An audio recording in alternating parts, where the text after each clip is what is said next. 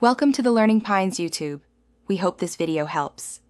In this video, I will show how to make tuna fish curry Sri Lankan style. First, let's gather our ingredients.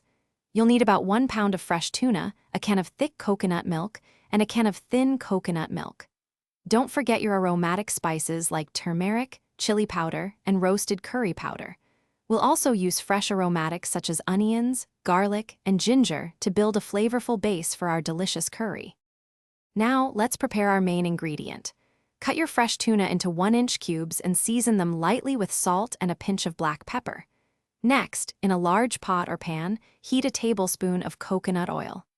Add your sliced onions and sauté them until they turn a beautiful golden brown. Then, stir in the minced garlic, ginger, and green chilies, cooking for about 1 minute until fragrant. It's time to build the curry's flavor profile.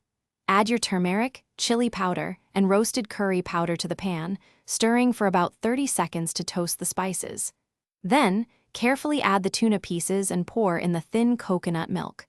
Bring it to a gentle simmer and cook for about 5 to 7 minutes. Finally, stir in the thick coconut milk and continue to cook until the curry thickens. To finish our delicious Sri Lankan tuna fish curry, garnish it with a generous sprinkle of fresh coriander leaves. This adds a lovely fresh aroma and a pop of color. Serve your hot curry immediately with steamed rice, string hoppers, or warm roti for a truly authentic meal. It's perfect for a family dinner or entertaining guests. Remember to check the description below for a link to those leak-proof containers and other great deals.